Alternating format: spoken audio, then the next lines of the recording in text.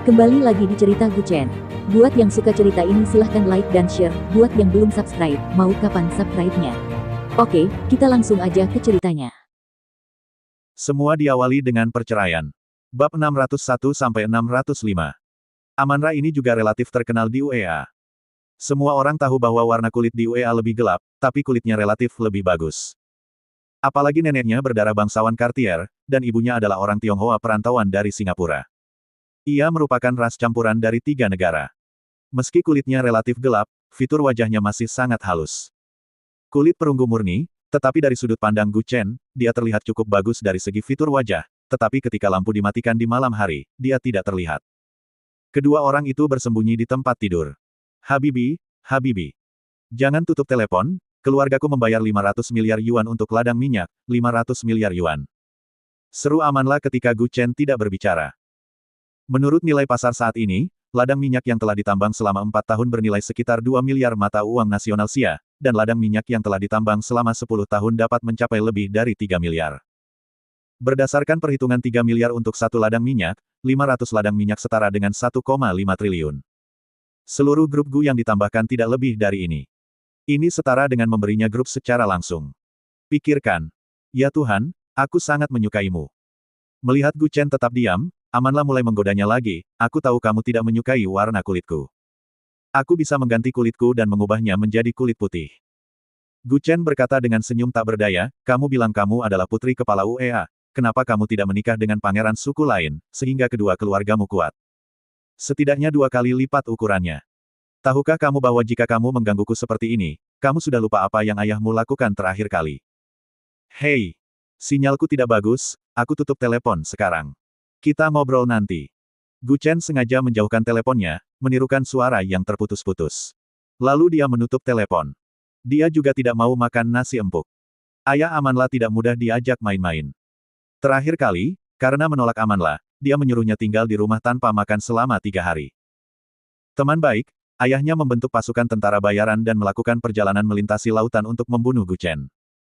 Jika dia tidak bereaksi cukup cepat, dia mungkin terbunuh. Cinta adalah hal yang membahagiakan. Jika tidak bisa membuatmu bahagia, apa gunanya bersama? Di villa kastil yang jaraknya ribuan mil.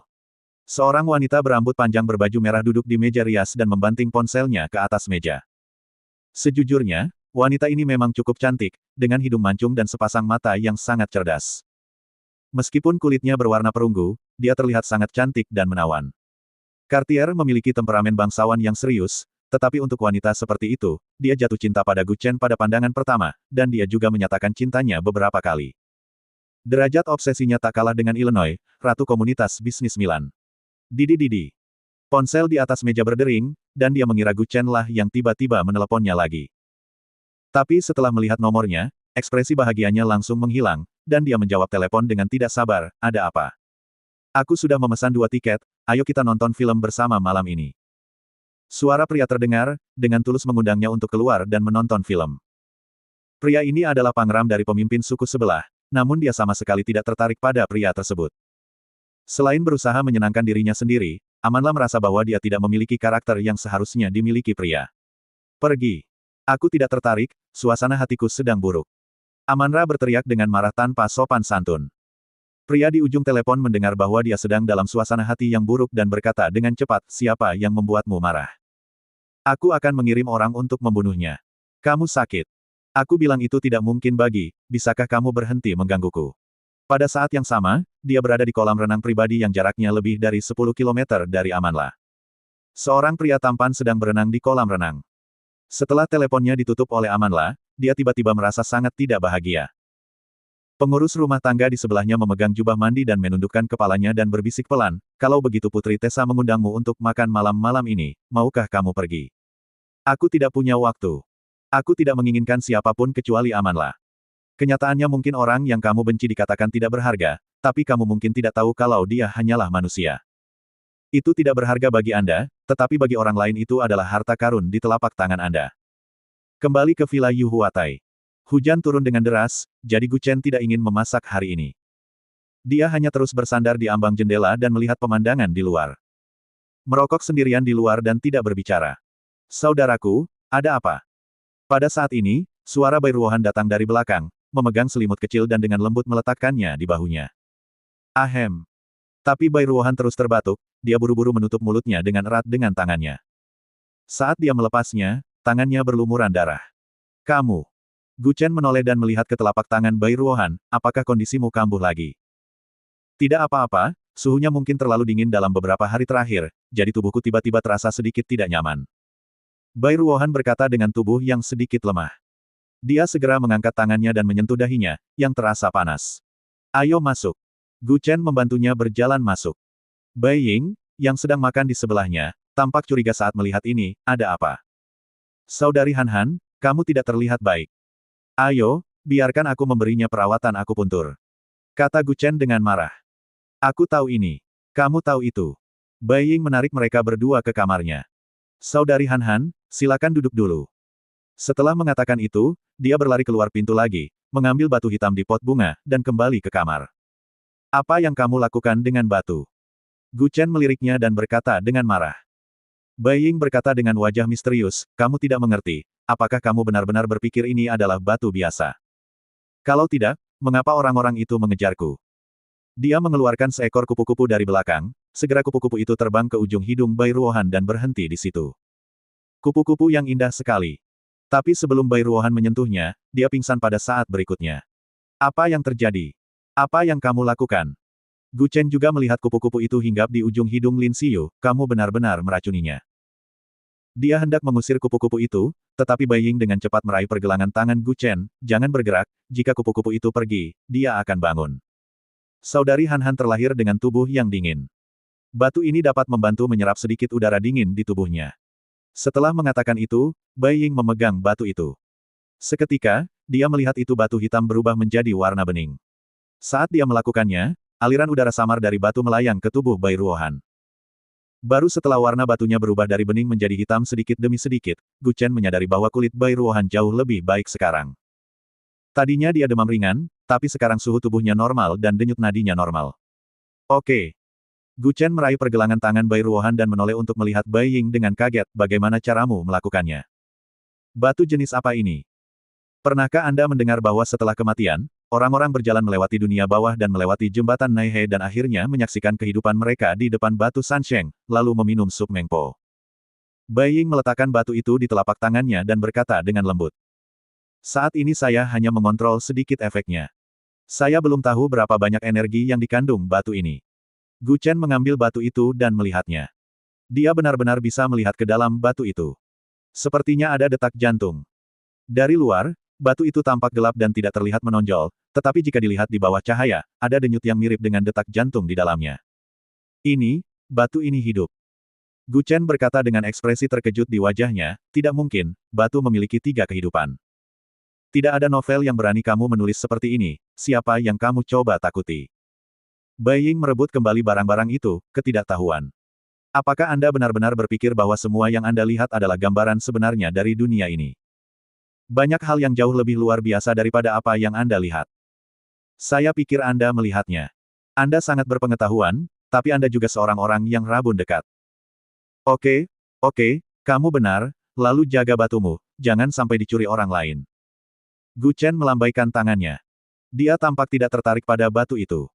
Jika batuku dicuri, kamulah yang melakukannya. Tidak lebih dari 3 orang yang mengetahui rahasia batu ini.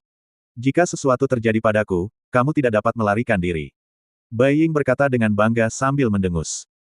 Dia perlahan berbalik untuk melihat Bai Ying dan berkata dengan marah, aku menerimamu dengan baik, tapi kamu benar-benar berkomplot melawanku.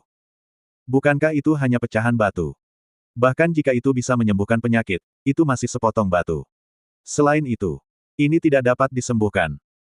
Dia pikir Bai Ruohan dapat sepenuhnya ditekan dengan batu ini, tetapi setelah memeriksa denyut nadinya, dia menemukan bahwa batu itu hanya menghilangkan udara dingin keluar dari tubuh, dan denyut nadi untuk sementara menjadi normal.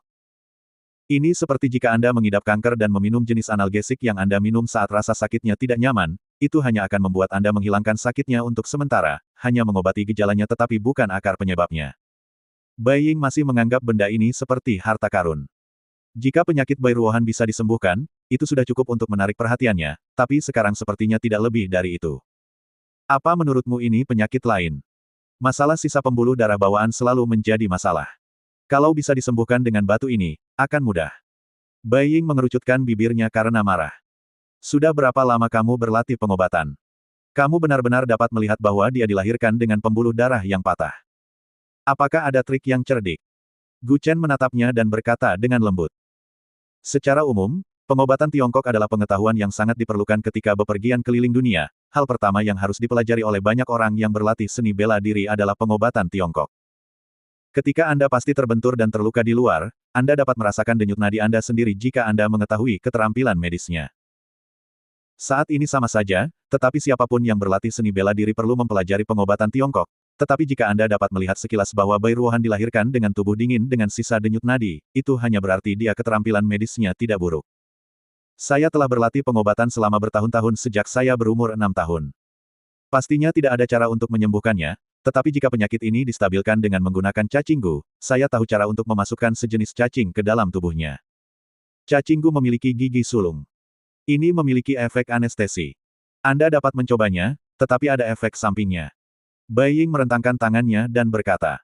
Dia bahkan tidak mendengarkan dan berjalan keluar pintu. Hal ini membuat Bai Ying sedikit marah. Jika diobati, akan diobati. Jika tidak diobati, tidak akan diobati. Bukankah itu yang kamu mau? Aku dengan baik hati membantu, tapi kepada siapa aku harus menunjukkan rasa maluku? Gu Chen berhenti dan menoleh dan berkata dengan marah, apakah kamu membantuku? Terima kasih. Dan jangan beri aku ide buruk. Metode racunmu untuk sementara waktu bisa membuatnya tidak merasakan ketidaknyamanan fisik, tapi harga yang harus dibayar adalah mengorbankan organ dalamnya untuk cacing, kan? Kamu masih berharap penyakit ini bisa disembuhkan. Bukankah yang hanya bisa kita lakukan sekarang adalah membiarkannya hidup lebih lama lagi? Saya punya niat baik. Bai Ying berkata dengan ekspresi sedih. Orang yang terlahir dengan sisa pembuluh darah sudah ada sejak zaman kuno. Ini adalah penyakit cacat bawaan. Pada dasarnya, jika Anda tertular, Anda hanya memiliki beberapa tahun untuk hidup. Sejak itu pada akhirnya adalah jalan buntu. Lalu kenapa? Tidak bisakah dia hidup lebih lama dengan metode ini? Saya tidak bisa menjamin bahwa itu akan memakan waktu setidaknya 1 atau 2 tahun. Gu Chen memutar matanya ke arahnya, saya pasti bisa menyembuhkannya. Karena penyakit seperti ini muncul di dunia, pasti ada cara untuk mengobatinya. Saya memperingatkan Anda, jangan ikut campur dalam masalah ini, kalau tidak saya tidak akan bisa mengampuni Anda. Bai Ying sangat marah sehingga dia naik dan menendang pantatnya, kamu adalah monyet, kamu mengubah wajahmu ketika mengatakannya. Kamu lebih seperti seorang wanita daripada seorang wanita. Aku terlalu malas untuk peduli padamu. Setelah itu, dia berjalan ke balkon dan meletakkan batu itu di pot bunga. Dia mengabaikan gadis kecil itu, berbalik dan berjalan ke dapur. Namun mereka tidak menyadari bahwa setelah keduanya meninggalkan ruangan, Bai Ruohan sudah ada di sana. Dia terbangun di tempat tidur. Dia menatap langit-langit dengan mata terbuka, jatuh ke dalam kondisi pikiran yang sangat tidak berdaya. Dia selalu merasa seperti orang yang membosankan. Mengapa dia tidak bisa sehat seperti orang lain dan melakukan sesuatu untuk Gu Chen? Tapi alih-alih mengatakan apapun, dia selalu menimbulkan banyak masalah bagi Gu Chen. Saudaraku, maafkan aku. Bai Ruohan perlahan duduk dari tempat tidur dan berkata dengan lembut dengan kepala tertunduk kamar. Bai Ying dengan antusias menariknya ke samping untuk menonton TV, sementara Gu Chen sibuk memasak di dapur. Setelah beberapa saat, Sang Guan Ying dan Lin Xiyu juga kembali. Keesokan harinya relatif lancar. Awalnya, Gu Chen ingin menelepon dan bertanya kepada Murong Waner, tetapi setelah memikirkannya, dia memutuskan untuk tidak melakukannya. Jika dia berinisiatif untuk menelepon, itu berarti dia sudah mengetahuinya. Mungkin dia akan mengedepankan semua rencana Murong Waner. Jika dia tidak pernah menerima telepon dari Murong Waner, itu berarti gadis ini masih di Jiangsu.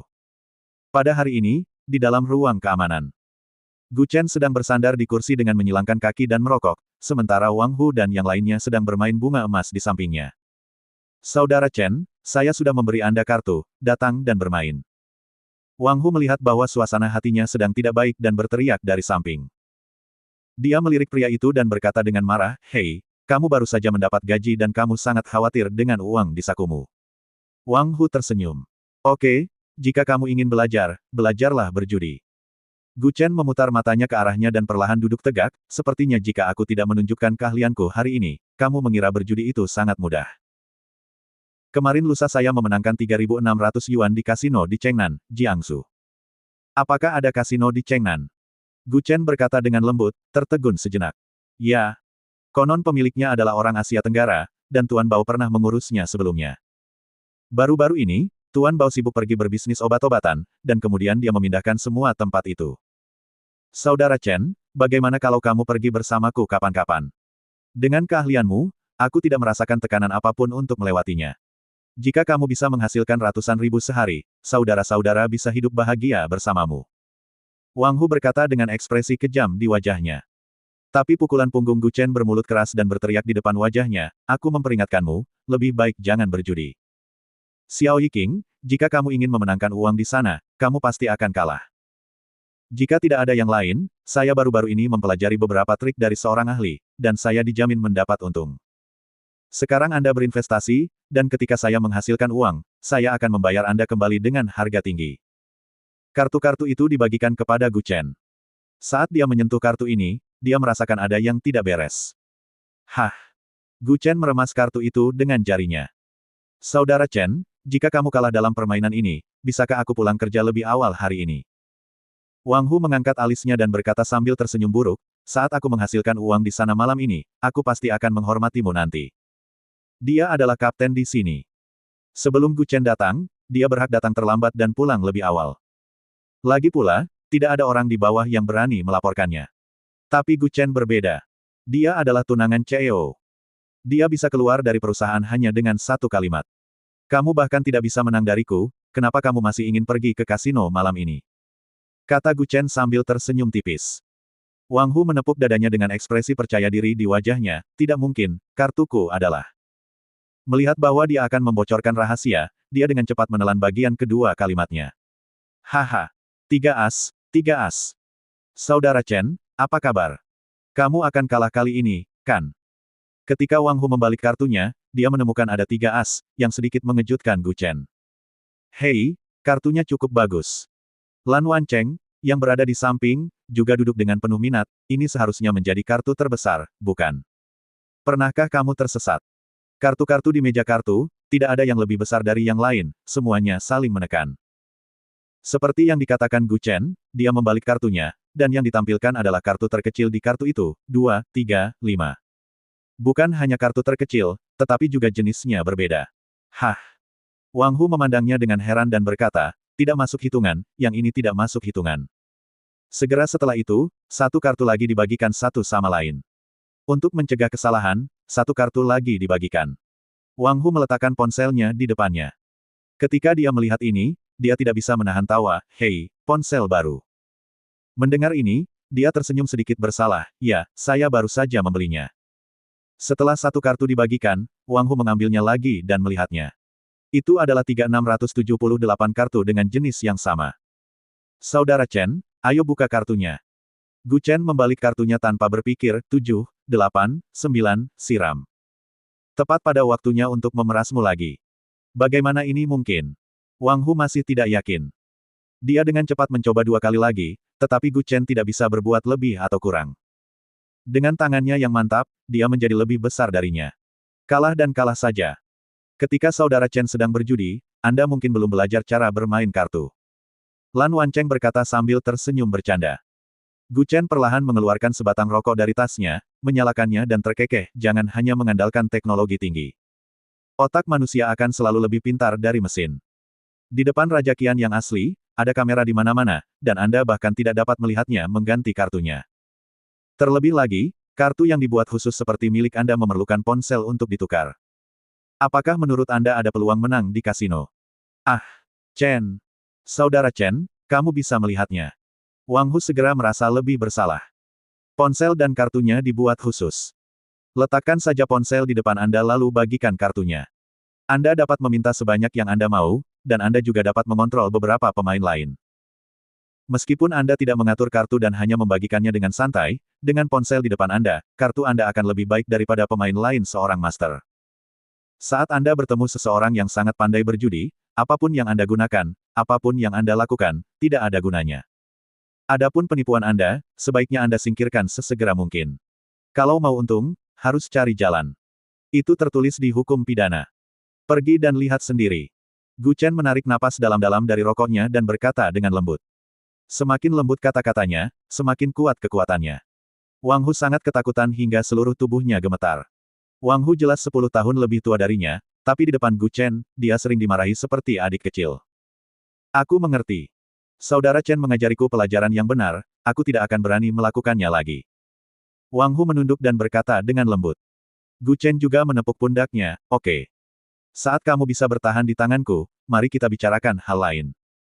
Kalau begitu, aku mungkin akan mendapat cukup banyak masalah dalam hidupku.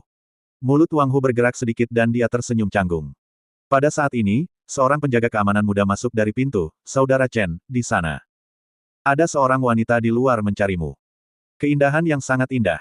Betapa indahnya. Lan Wancheng berkata sambil menyeringai. Dia hendak bangun untuk melihat keindahan itu, tetapi ditarik oleh Gu Chen. Duduklah, dia di sini bukan untuk mencarimu. Kenapa kamu lebih bersemangat dariku? Setelah keluar dari Departemen Keamanan, Gu Chen melihat sosok menawan berdiri di luar pintu perusahaan.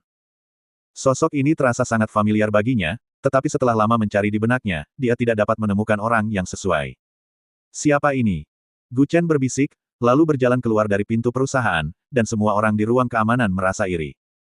Hei! Kakak Chen sungguh menyedihkan. Seorang pemuda berkacamata berkata sambil menggelengkan kepalanya. Wang Hu memutar matanya ke arahnya, Saudara Chen menyedihkan. Apakah kamu bercanda? Kecantikan yang dia peluk setiap hari kembali. Kuncinya adalah presiden kita tidak bisa berbuat apa-apa padanya. Kehidupan seperti ini hanyalah kenikmatan seorang kaisar. Ya, saya rasa Saudara Chen belum pernah mengalami bagaimana rasanya menjadi gadis berjari 5. Tidak bisakah kamu mengatakan bahwa dia menyedihkan? Orang-orang memiliki masa muda seperti banyak wanita, tetapi mereka hanya dapat memiliki wanita yang dimiliki orang lain dengan bekerja keras. Sedangkan untuk masa muda, sudah lama diberikan kepada orang lain. Datang ke pintu perusahaan. Gu Chen berdiri di belakangnya dan menepuk pundaknya, maaf, apakah kamu? Gadis ini mengenakan gaun merah muda, yang membuatnya tampak kekanak-kanakan. Dan dari belakang, dia pasti berpendidikan tinggi dan sangat anggun. Tapi saat dia menoleh dan melihat, mata Gu Chen tiba-tiba melebar. Murong Waner. Apa-apaan ini? Apakah itu kamu? Dia berteriak kaget. Brengsek. Bagaimana dengan mengubah wajah Anda? Namun, setelah konfirmasi berulang kali, ini memang Murong Waner. Dia hanya melihatnya dengan rambut diikat dan mengenakan pakaian ketat sebelumnya. Dengan sepatu bot panjang terlihat sangat cerdas. Namun kini ia mengenakan gaun berwarna merah muda, mengenakan artefak bertelanjang kaki di bawahnya, dan dipadukan dengan sepasang sepatu putih, penuh kemudaan dan vitalitas. Meskipun Murong Waner dulunya sangat cantik dan memiliki fitur wajah yang indah, kini dia semakin enak dipandang. Tampilan pakaian ini membuatnya merasa manis di dalam. Kenapa? Aku mengganti pakaianku dan kamu tidak bisa mengenaliku. Aku sedikit terbiasa dengan kepribadianmu. Gu Chen memandangnya dengan kaget dan berkata, tidak, aku hanya tidak menyangka kamu tiba-tiba mengubah gayamu, dan apa yang terjadi dengan rambutmu. Lihat mataku. Matanya bersinar dari atas ke bawah, dan matanya tertuju langsung pada dada Murong Waner. Kamu tidak serius. Dia menamparnya dengan punggung tangannya. Plak. F. Cek. Gu Chen membuka mulutnya, pukulan yang luar biasa, kamu terlalu kejam. Hei, itu refleks. Itu terlihat seperti ikan dan bunga. Apa yang bisa kulakukan? Aku adalah aku, saudara laki-laki, ku adalah saudara laki-laki, ku. Gu Chen menyeringai. Mengenai mulutnya, saya kira rencananya bahkan lebih kuat dari keahliannya. Apakah kamu punya waktu malam ini? Murong Waner memandangnya dan terkekeh, akhirnya memberitahunya tujuan datang kepadanya. Gu Chen bersandar ke dinding dengan satu tangan dan terkekeh, tentu saja, karena kamu bilang begitu, meskipun aku tidak punya waktu, aku harus meluangkan waktu. Kencan. Jangan bilang kencan, bahkan berkencan dengan, itu, pun tidak masalah. Detik berikutnya, Murong Waner tersipu dan menendang ke arahnya. Yang dia kenakan hari ini adalah gaun, dengan sepasang kaki telanjang di bawahnya, dan ada risiko terekspos ketika dia mengangkat kakinya. Ini sudah musim dingin, apakah kamu tidak merasa kedinginan saat memakai ini? Gu Chen berkata sambil melepas mantelnya dan mengikatkannya di pinggangnya, dan kaki yang begitu indah, kamu tidak bisa melakukannya. Aku tidak ingin pria lain melihatnya. Dia selalu melihatnya mengenakan celana ketat, tetapi dia tidak menyadari kakinya bisa begitu indah. Sangat lurus dan relatif panjang. Tingginya 1,6 cm. Jika dia memakai sepatu, tingginya 1,7 meter, yang mana kakinya bisa mencapai 1 meter. Apakah kamu juga cemburu? Murong Waner menundukkan kepalanya dan mendengus dingin sambil menatap pria yang sedang mengikatkan mantelnya di pinggangnya. Tentu saja. Dia mengerutkan bibirnya sedikit dan mencibir, kalau begitu setelah pekerjaan selesai, aku akan menjemputmu. Oke. Setelah mengobrol sebentar, Murong Waner berkata ada hal lain yang harus dia lakukan, jadi dia masuk ke mobil dan pergi. Dia tahu jika gadis kecil ini datang menemuinya secara langsung, dia mungkin akan benar-benar pergi. Setelah kepergian Murong Waner, mungkin selain anggota keluarga Murong, orang yang paling bahagia adalah Tuan Yang. Meskipun wanita ini tidak diukir di Jiangsu, dia ingin merebut kekuasaan, tetapi prestisenya jauh melebihi Tuan Yang, bahkan jika dia diberi posisi tanpa kekuasaan nyata. Dia hanya seorang instruktur dan tidak bisa mengerahkan pasukan sama sekali, tapi dia sudah bisa mengumpulkan pasukan secara langsung beberapa kali. Ini mengkhawatirkan Tuan Yang. Jika dia tidak pergi, Tuan Yang akan menjadi seperti hiasan di Jiangsu, tetapi pengalaman hidup gadis kecil ini terlalu besar. Jika dia tidak pergi, apalagi Tuan Yang, bahkan pejabat tinggi di ibu kota provinsi tidak akan bisa berbuat apapun padanya. Sekarang Murong Waner akan meninggalkan Jiangsu dan kembali ke utara. Dia mungkin tidak akan kembali kali ini, tapi ini membuat Tuan Yang bahagia. Adapun Gu Chen, meskipun dia telah mengakar di Jiangsu, dia tidak terlibat dalam urusan militer sama sekali. Bahkan jika dia memiliki posisi komandan harimau, dia tidak memiliki kekuatan komandan harimau. Setelah ditinggalkan Murong Waner, terus terang, di mata yang tua, dia di sini, mungkin itu hanya macan kertas. Tentu saja, dia berpikir begitu, mungkin itu hanya yang dia pikirkan. Gu Chen memperhatikan mobil yang dikemudikan oleh Murong Waner perlahan-lahan pergi, lalu dia mengambil ponselnya dan menghubungi nomor Zhang Bao. Halo. Tuan Gu, apakah Anda punya instruksi dengan menelepon saya saat ini? Zhang Bao berkata dengan hormat di ujung telepon. Di malam hari, semua klub malam, taman hiburan, dan restoran kelas atas di Jiangsu. Mohon diperhatikan bahwa semuanya tutup dan tidak akan menerima tamu. Adapun kompensasinya, Anda dapat memutuskan. Itu akan mencakup semua tempat. Gu Chen berkata dengan nada yang tidak perlu dipertanyakan lagi. Zhang Bao awalnya sedang berbaring di tempat tidur. Ketika dia mendengar ini, dia segera bangkit dari tempat tidur, maksudmu. Ambil semuanya. Ulangi apa yang saya katakan. Ya. Malam ini, di Jiangsu, semua restoran akhir, taman hiburan, dan semua tempat hiburan semuanya diurus. Aku serahkan padamu. Zhang Bao di ujung telepon tidak mengajukan pertanyaan apapun, dia hanya mengatakan dia akan segera membuat pengaturan. Dia mengatakan bahwa pengaturan akan segera dilakukan, tetapi dibutuhkan upaya seluruh kota untuk menyelesaikan tanggal akbar ini. Sekitar jam 4 atau 5 sore, mereka berada di klub Jiangjia di Jiangsu. Jika Anda ingin mengontrak semua restoran kelas atas, fasilitas hiburan kelas atas, dan semua klub malam di kota, Zhang Bao saja pasti tidak akan cukup. Oleh karena itu, dia harus mengandalkan kekuatan 4 keluarga Jiangsu. Sebagian besar industri itu milik mereka. Saya telah memberitahu Anda bahwa semua restoran kelas atas dan beberapa klub di keluarga Jiang ditutup sementara. Silakan bawa Tuan Gu langsung. Kata Jiang Tianhe sambil tertawa kecil sambil duduk di kursi sambil memegang secangkir teh. Jiang Xingchun memegang tangannya dan mengangguk sedikit, saya juga memberitahu bahwa semua klub keluarga Jiang tutup untuk umum hari ini dan siap menerima Tuan Gu kapan saja. Saya terima Tuan Gu kapan saja. Sisanya saya serahkan pada Tuan Bao untuk melakukan hal berikutnya. Sangguan Yunlong menjawab santai. Zhang Bao sedikit terkejut ketika Jiangsu begitu bersatu satu sama lain. Momen kemakmuran yang langka. Di masa lalu, keluarga-keluarga ini adalah yang paling kejam satu sama lain, tetapi sekarang mereka semua dapat berkumpul untuk satu tujuan. Jangan khawatir semuanya, dengan dukungan kalian, saya jamin masalah ini bisa selesai hari ini. Saya telah mengerahkan semua orang di kota, dan seluruh kota akan memulai darurat militer malam ini. Zhang Bao mengepalkan tangannya, aku masih ada yang harus dilakukan. Aku pergi sekarang. Adapun kontribusi yang telah kalian berikan, Tuan Gu lebih tahu daripada siapapun. Silahkan, Tuan Bao, tolong beri kami kata-kata baik di depan Tuan Gu kapan saja. Jiang Tianhe juga memegang kedua tangannya. Kemudian Zhang Bao juga buru-buru pergi untuk mengatur hal-hal lain. Sangguan Yunlong sedang duduk di kursi timur, memegang erat cangkir teh di tangannya, butuh seluruh kota hanya untuk kencan. Ini terlalu berlebihan. Siapa gadis itu? Bisakah Tuan Muda Gu menjadi sebesar itu? Keributan yang begitu besar. Orang-orang dari keluarga Murong sangat aktif di Jiangsu baru-baru ini. Saya sudah menangkap seseorang dari keluarga Murong yang menyelinap di Jiangsu kemarin lusa, tetapi begitu mereka ditangkap, segera biarkan dia pergi. Menurutmu apakah kamu datang kepadaku untuk melepaskannya? Jiang Tianhe berkata dengan ekspresi misterius di wajahnya. Jiang Xingchun memutar matanya ke arahnya, jika ada yang ingin kau katakan, katakan saja, dengan malu-malu, seperti seorang gadis. Dia memandangnya dengan heran. Siapa yang tidak kenal gadis utara berbakat ini, Murong Yi?